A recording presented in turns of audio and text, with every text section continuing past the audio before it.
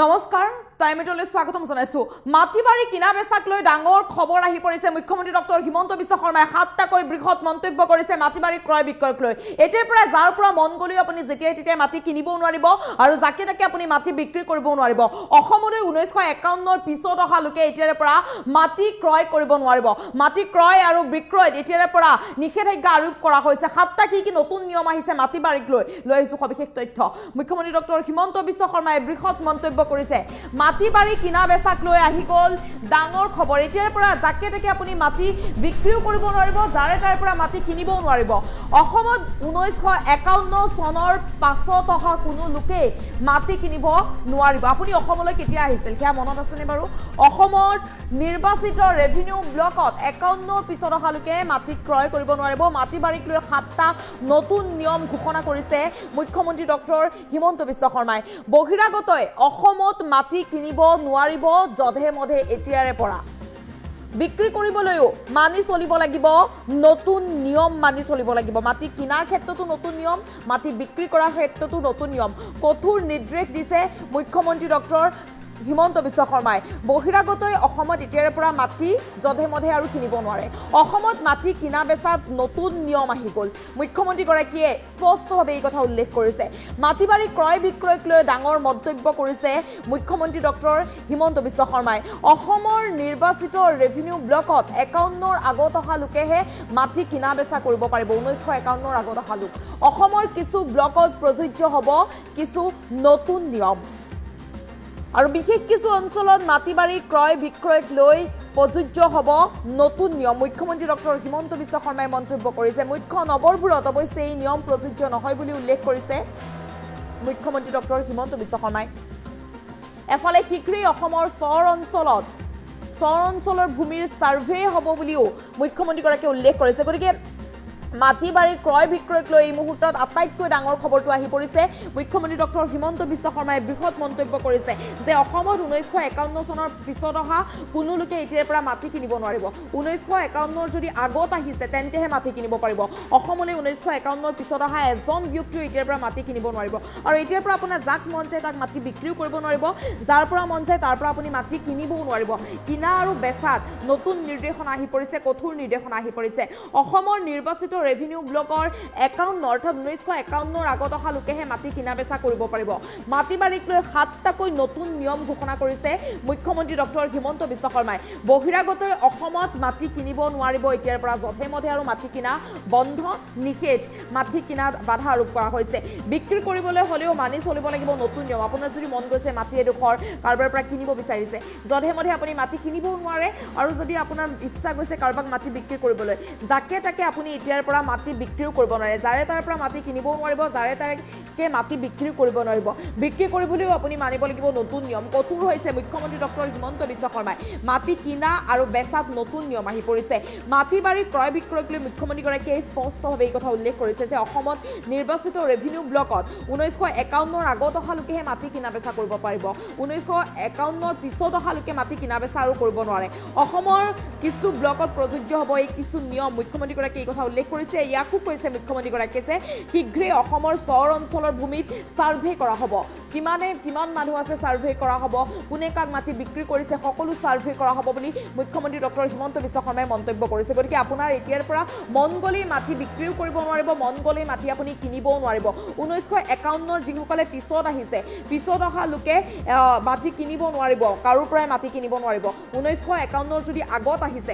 তেন্তেহে মাটি কিনিব পাৰিব যেতিয়াই মন যায় 1951 ৰ পিছত অহা লোকে মাটি আৰু কিনিব নোৱাৰিব গতিকে মাটি আপোনাৰ মন গলেই এতিয়াৰ পৰা বেচিব নোৱাৰে মন গলেই আপুনি মাটি কিনিব নোৱাৰে মাটি কিনা আৰু মাটি বেচাত বহু নিষেধাজ্ঞা আৰোপ কৰা হৈছে বহু নতুন নিয়ম অনা হৈছে সাতটাকৈ নতুন নিয়মৰ কথা উল্লেখ কৰিলে মুখ্যমন্ত্ৰী ডক্টৰ হিমন্ত বিশ্ব শৰ্মাই আৰু অসমৰ চৰ অঞ্চলৰ ভূমি শীঘ্ৰেই সাৰ্ভে হোৱাৰ কথা উল্লেখ কৰিলে মুখ্যমন্ত্ৰী ডক্টৰ হিমন্ত বিশ্ব শৰ্মাই গতিকে মাটি কিনা আৰু মাটি বেচাক লৈ আহি গল ডাঙৰ খবৰ এতিয়াৰ পৰা মাটি মন গলেই কিনিব নোৱাৰিব মন গলেই মাটি কাকো বেচিবও নোৱাৰিব অসমত 1951 চনৰ পিছত অহা লোকে মাটি কিনা বেচা কৰিব নোৱাৰিব নিষেধাজ্ঞা আৰোপ কৰা হৈছে যিসকলে 1951 ৰ পিছত অসমলৈ আহিছে আৰু যিসকলে 1951 ৰ আগতে অসমলৈ আহিছে তেওঁলোকে মাটি কিনা বেচাত কোনো ধৰণৰ বাধা আৰোপ কৰা হোৱা নাই মুখ্যমন্ত্ৰী ডক্টৰ হিমন্ত বিশ্ব শৰ্মাৰ মন্তব্য আছে মাটিবাৰীক লৈ মন্তব্য আগবঢ়াইছো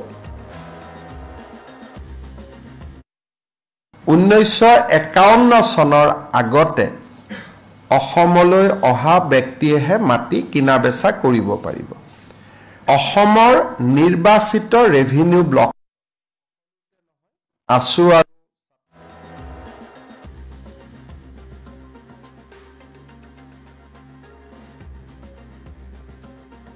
বা যি ব্লকত অকল 3টা প্ৰজন্ম বা 1951 চনৰ আগতে অসমলৈ অহা ব্যক্তিয়েহে মাটি কিনা বেচা কৰিব পাৰিব।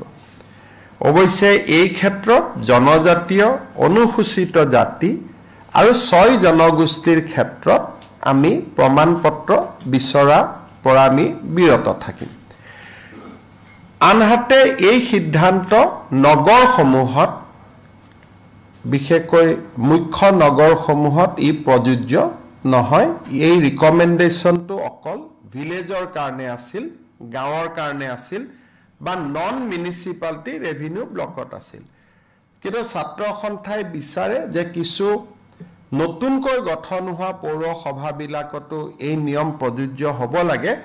তাৰ বিষয়ে আমি চিন্তা চৰ্চা ভৱিষ্যতে কৰিমগৈ।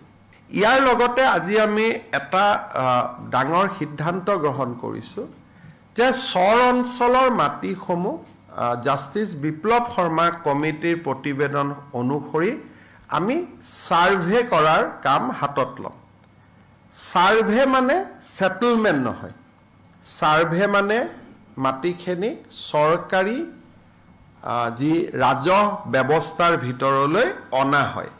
কিন্তু আমি অত্যন্ত সাৱধানেৰে সৈতে মাইনোটছখনত লিখিছোঁ যে চৰ অঞ্চলত মাটি ছাৰ্ভে কৰাৰহে সিদ্ধান্ত হৈছে, ছেটেলমেণ্ট কৰাৰ সিদ্ধান্ত হোৱা নাই। অৰ্থাৎ বন্দবস্তি নহ'ব, প্ৰথম পৰ্যায়ত ছাৰ্ভে হ'ব। ছাৰ্ভেৰ পিছত বন্দবস্তিলৈ যোৱাৰ আগতে ৰাজনৈতিক সামাজিক সংগঠনসমূহৰ সৈতে কথা বতৰা পাতি ইয়াৰ মডেলিটি আছু আৰু চৰকাৰে নিৰ্ধাৰণ কৰিব। গতিকে এতিয়া আমি বন্দবস্তিলৈকে যোৱা নাই, মাত্ৰ ছাৰ্ভেলৈকেহে আজি আমাৰ সিদ্ধান্ত হৈছে। 1951 চনৰ আগতে অসমলৈ অহা ব্যক্তিয়েহে মাটি কিনা বেচা কৰিব পাৰিব। অসমৰ নিৰ্বাচিত ৰেভিনিউ ব্লকছত সকলোতে নহয়, আছু আৰু ছাত্ৰ সন্থা আৰু আমাৰ মাজত বহি কিছু ব্লকছ আমি চিনাক্তকৰণ কৰিম। যি ব্লকসমূহ বা যি ব্লকত অকল 3টা প্ৰজন্ম বা 1951 চনৰ আগতে অসমলৈ অহা ব্যক্তিয়েহে মাটি কিনা বেচা কৰিব পাৰিব। অৱশ্যে এই ক্ষেত্ৰত জনজাতীয় অনুসূচিত জাতি আৰু 6 জনগোষ্ঠীৰ ক্ষেত্ৰত আমি প্ৰমাণপত্ৰ বিচৰা পৰা আমি বিৰত থাকিম। আনহাতে এই সিদ্ধান্ত নগৰসমূহত বিশেষকৈ মুখ্য নগৰসমূহত ই প্ৰযোজ্য নহয়। এই ৰিকমেণ্ডেশ্যনটো অকল ভিলেজৰ কাৰণে আছিল, গাঁৱৰ কাৰণে আছিল বা নন মিউনিচিপালিটি ৰেভিনিউ ব্লকত আছিল। কিন্তু ছাত্ৰ সন্থাই বিচাৰে যে কিছু নতুনকৈ গঠন হোৱা পৌৰসভাবিলাকতো এই নিয়ম প্ৰযোজ্য হ'ব লাগে। তাৰ বিষয়ে আমি চিন্তা চৰ্চা ভৱিষ্যতে কৰিমগৈ। ইয়াৰ লগতে আজি আমি এটা ডাঙৰ সিদ্ধান্ত গ্ৰহণ কৰিছোঁ যে চৰ অঞ্চলৰ মাটিসমূহ জাষ্টিছ বিপ্লৱ শৰ্মা কমিটিৰ প্ৰতিবেদন অনুসৰি আমি ছাৰ্ভে কৰাৰ কাম হাতত ল'ম। ছাৰ্ভে মানে ছেটেলমেণ্ট নহয়। ছাৰ্ভে মানে মাটিখিনি চৰকাৰী যি ৰাজহ ব্যৱস্থাৰ ভিতৰলৈ অনা হয়। কিন্তু আমি অত্যন্ত সাৱধানেৰে সৈতে মাইনোটছখনত লিখিছোঁ যে চৰ অঞ্চলত মাটি ছাৰ্ভে কৰাৰহে সিদ্ধান্ত হৈছে, ছেটেলমেণ্ট কৰাৰ সিদ্ধান্ত হোৱা নাই। অৰ্থাৎ বন্দবস্তি নহ'ব, প্ৰথম পৰ্যায়ত ছাৰ্ভে হ'ব। ছাৰ্ভেৰ পিছত বন্দবস্তিলৈ যোৱাৰ আগতে ৰাজনৈতিক সামাজিক সংগঠনসমূহৰ সৈতে কথা বতৰা পাতি ইয়াৰ মডেলিটি আছু আৰু চৰকাৰে নিৰ্ধাৰণ কৰিব। গতিকে এতিয়া আমি বন্দবস্তিলৈকে যোৱা নাই, মাত্ৰ সেটেল সাৰ্ভেলৈকেহে আজি আমাৰ সিদ্ধান্ত হৈছে। 1951 চনৰ আগতে অসমলৈ অহা ব্যক্তিয়েহে মাটি কিনা বেচা কৰিব পাৰিব। অসমৰ নিৰ্বাচিত ৰেভিনিউ ব্লকছত সকলোতে নহয়, আছু আৰু ছাত্ৰ সন্থা আৰু আমাৰ মাজত বহি কিছু ব্লকছ আমি চিনাক্তকৰণ কৰিম, যি ব্লকসমূহ বা যি ব্লকত অকল 3টা প্ৰজন্ম বা 1951 চনৰ আগতে অসমলৈ অহা ব্যক্তিয়েহে মাটি কিনা বেচা কৰিব পাৰিব। অৱশ্যে এই ক্ষেত্ৰত জনজাতীয়, অনুসূচিত জাতি আৰু 6 জনগোষ্ঠীৰ ক্ষেত্ৰত আমি প্ৰমাণপত্ৰ বিচৰাৰ পৰা আমি বিৰত থাকিম। আনহাতে এই সিদ্ধান্ত নগৰসমূহত, বিশেষকৈ মুখ্য নগৰসমূহত ই প্ৰযোজ্য নহয়। এই ৰিকমেণ্ডেশ্যনটো অকল ভিলেজৰ কাৰণে আছিল, গাঁৱৰ কাৰণে আছিল বা নন মিউনিচিপালিটি ৰেভিনিউ ব্লকত আছিল। কিন্তু ছাত্ৰ সন্থাই বিচাৰে যে কিছু নতুনকৈ গঠন হোৱা পৌৰসভাবিলাকতো এই নিয়ম প্ৰযোজ্য হ'ব লাগে। তাৰ বিষয়ে আমি চিন্তা চৰ্চা ভৱিষ্যতে কৰিমগৈ। ইয়াৰ লগতে আজি আমি এটা ডাঙৰ সিদ্ধান্ত গ্ৰহণ কৰিছোঁ যে চৰ অঞ্চলৰ মাটিসমূহ জাষ্টিছ বিপ্লৱ শৰ্মা কমিটিৰ প্ৰতিবেদন অনুসৰি আমি সাৰ্ভে কৰাৰ কাম হাতত ল'ম। সাৰ্ভে মানে সেটেলমেণ্ট নহয়, সাৰ্ভে মানে মাটিখিনিক চৰকাৰী যি ৰাজহ ব্যৱস্থাৰ ভিতৰলৈ অনা হয়।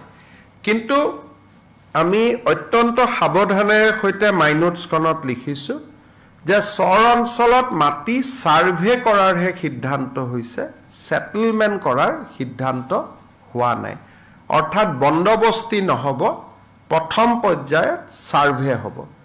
সাৰ্ভেৰ পিছত বন্দবস্তিলৈ যোৱাৰ আগতে ৰাজনৈতিক সামাজিক সংগঠনসমূহৰ সৈতে কথা বতৰা পাতি ইয়াৰ মডেলিটি আছু আৰু চৰকাৰে নিৰ্ধাৰণ কৰিব। গতিকে এতিয়া আমি বন্দবস্তিলৈকে যোৱা নাই, মাত্ৰ সেটেল সাৰ্ভেলৈকেহে আজি আমাৰ সিদ্ধান্ত হৈছে। 1951 চনৰ আগতে অসমলৈ অহা ব্যক্তিয়েহে মাটি কিনা বেচা কৰিব পাৰিব। অসমৰ নিৰ্বাচিত ৰেভিনিউ ব্লকছত সকলোতে নহয়, আছু আৰু ছাত্ৰ সন্থা আৰু আমাৰ মাজত বহি কিছু ব্লকছ আমি চিনাক্তকৰণ কৰিম, যি ব্লকসমূহ বা যি ব্লকত অকল 3টা প্ৰজন্ম বা 1951 চনৰ আগতে অসমলৈ অহা ব্যক্তিয়েহে মাটি কিনা বেচা কৰিব পাৰিব। অৱশ্যে এই ক্ষেত্ৰত জনজাতীয়, অনুসূচিত জাতি আৰু 6 জনগোষ্ঠীৰ ক্ষেত্ৰত আমি প্ৰমাণপত্ৰ বিচৰাৰ পৰা আমি বিৰত থাকিম। আনহাতে এই সিদ্ধান্ত নগৰসমূহত, বিশেষকৈ মুখ্য নগৰসমূহত ই প্ৰযোজ্য নহয়। এই ৰিকমেণ্ডেশ্যনটো অকল ভিলেজৰ কাৰণে আছিল, গাঁৱৰ কাৰণে আছিল বা নন মিউনিচিপালিটি ৰেভিনিউ ব্লকত আছিল।